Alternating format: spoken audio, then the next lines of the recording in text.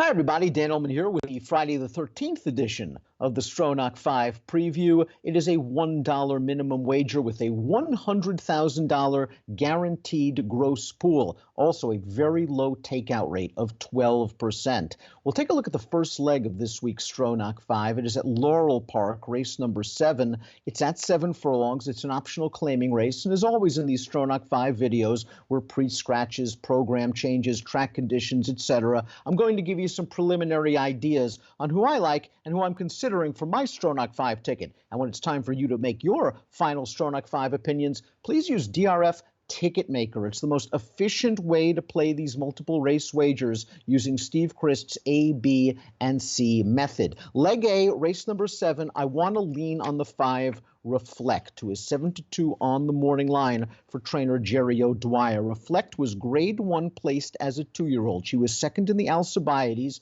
After that race, her prior connections ran her in some very tough spots. She needed a break. She was purchased for 6 figures by these connections over the winter, and it looks like she's racing herself back into shape. I really liked the way she won her last race, and non-winners have won other than. She pressed the runner-up down towards the inside in a tight spot. She raided out of that tight spot, got to the outside, conceded some ground.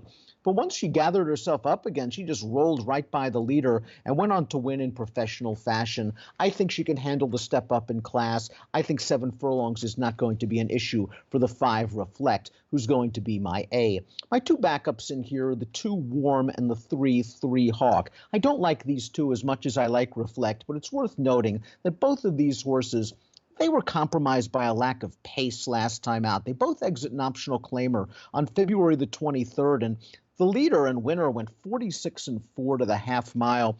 3 Hawk and Warm were trying to rally from far out of it. In the case of Warm, that 6 furlong distance is very sharp for her. She is now getting out to 7, where she is 4 for 5 lifetime. And as for 3 Hawk, that 6 furlong race, she was just compromised a bit by that pace. Her prior effort at 5.5 was very good. She's going to need some pace help, but she'll come running late. So Reflect, the number 5, is my A as of this moment. Warm and 3 Hawk are my backups. We'll move on to leg B of this week's Stronach 5. It is the 8th race at Laurel. It's a $25,000 maiden claimer for 3-year-olds, and this is a race that I think you might want to consider spreading. The 6 Palace Candy is a horse that was claimed by Kieran McGee out of his most recent start.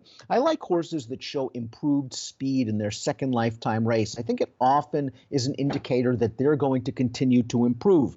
Palace Candy was given Lasix for his second start. He showed improved speed. He battled it out on the lead, and he finished a good second. I think he can get to the lead one more time. McGee does very well off of the claim, clicking at about 23%. The 8 Created Special for Trevor McCarthy and Mike Giralis. This is a horse that I think caught a tough $25,000 maiden claiming field last time out. The winner of that race came back to run second with a 66 Beyer speed figure in a starter optional claimer, and the runner-up then came back to run second with a 64 Beyer speed figure. Created Special doesn't face that level of competition in this $25,000 maiden claimer. It is a hidden class drop. This horse draws outside with good tactical speed and can work out a trip. I'm also interested in one first-time starter at a big price, and I'm not sure whether I want to use this horse as an A or a B right now. That's the number 5, Skyjack, and it's probably a red flag that Skyjack sold for only $4,000 as a yearling. The dam is a half-sister to Dr. Pleasure, who I believe was 3rd in the Travers,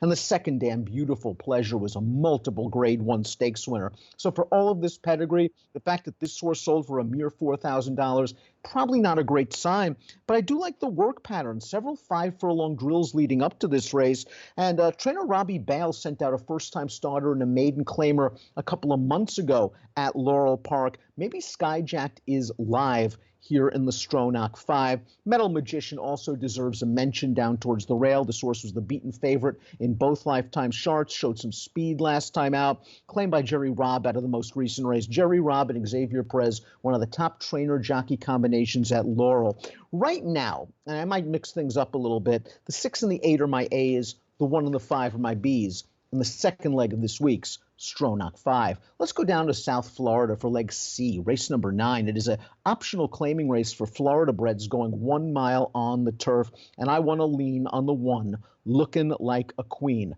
for trainer Mike Maker. First off, the Mike Maker claim. This horse last time out just had all sorts of trouble in a similar race. Didn't break very well, mid-pack down towards the inside, eased out to split horses turning into the stretch, tried to come up the rail, had a head of steam, and was just checked terribly in mid-stretch. By the time this horse was able to gather herself again, she just couldn't finish with the plum. I think that if she got a clear run that day, she might have won the race. She definitely would have been closer. Looking like a queen, will get a good trip, I believe, in this spot. Breaking from the rail, if she can get out of there quickly, she can find a spot just off the number 4, Faith and Hope. And that's a great place to be because Faith and Hope has a terrible habit of drifting out on the turns and into the stretch. And if Looking Like a Queen is sitting behind Faith and Hope drifts out, Looking Like a Queen might have a clear rail run. If you want to back up, the 2 Candy Money, in my opinion, is the one you might want to use simply because she is lightly raced. She has a ton of upside potential. She has tactical speed, and she won her turf debut in nice fashion for a good trainer in Mike Trombetta. Candy Money would be my backup, but I think Looking Like a Queen is sitting on go off that tough trip last time out, and it's first time for Michael Maker. We'll move on to leg D out in Northern California. Golden Gate Fields has a 5.5 furlong maiden claimer. 12,500 is the tag. I am not a fan of the horses with previous racing experience, and the number 4 Beer Thirst simply might have found the right spot for his career debut. You look at his pedigree, it is geared to distance. That is somewhat concerning, but trainer Tim Yakteen wins with first-time starters, and I think it's worth considering before you make your final determination in the Stronach 5 to keep an eye on a race at Golden Gate Fields on Thursday. Big Fun, the workmate of Beer Thirst, is making his career debut for Tim Yakteen. And if Big Fun runs well, then I think you can make a case that Beer Thirst will run equally well. He's 9-5 on the morning line. That's always tough to take to win in a multiple race situation with a first-time starter. It just seems like it's the right price. If you do want to use an experienced horse, the 2 Never Think Twice drops in class, second off the layoff, and looms the speed nearest the rail. Those 3 angles alone gives this horse a chance if Beer Thirst can't stand up. A couple of horses to consider, maybe as backups. The 3 Speedy Trip is a first-time starter by Boat Trip, who has done well with a limited sample size of firsters. Perhaps this is a horse you might want to use as a backup. And I'm waffling on what to do with the 7 Oasis, who drops in for a tag and adds blinkers, but is cutting all the way back in distance and just doesn't have any early speed. Oasis at 7-2 in any kind of wager seems like a bit of an underlay, although he earned a 47 buyer last time out. So to recap, I think Beer Thirst is going to run well, especially if the workmate Big Fun performs well on Thursday. The 2 Never Think Twice, I think, needs to be used if you are worried about singling a first-time starter. Speedy Trip, the 3, is my backup. Let's complete the wager with race number 10 at Gulfstream Park, Leg E, a mile on the turf. It's a starter optional claiming race, and I think the number 10, La Russia, has enough speed to extricate herself from a very difficult outside post position. Post 10 going this distance at Gulfstream on the turf is no bargain. There is a short run to the first turn, but La Russia is in very good form right now. She ran in one of those little starter stakes races at Gulfstream on February the 17th. She was dismissed at 52-1. She did not run like a 52-1 shot. She went to the front, she controlled the pace, she spurted clear on the turn, and she battled hard all the way down to the wire.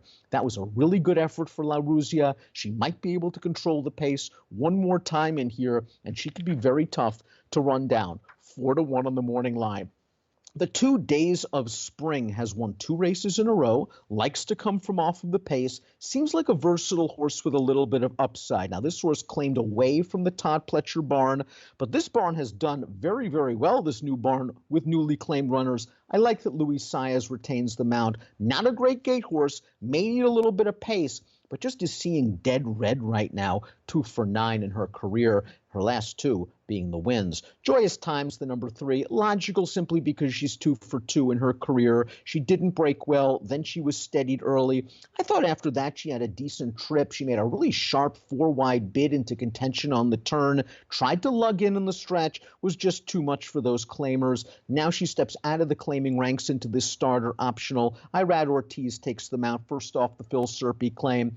I don't love Joyous Times. I think she's going to take a little bit too much money in both the Stronach 5 and the win wager, but I can certainly understand anyone's afraid of her, and if you think you have a price in another leg, you might want to use her as a saver or a backup. So I think the 2 and the 10 would be my A's. La Ruzia, I think, can take this field gate to wire. Joyous Times would be my backup. There you have it. It's the Stronach 5 for Friday, March the 13th, a $100,000 guaranteed gross pool, a low 12% takeout, and the minimum wager is $1. Approximate post time for the first leg of the Stronach 5. Race number 7 at Laurel Park is 4:22 Eastern. Best of luck.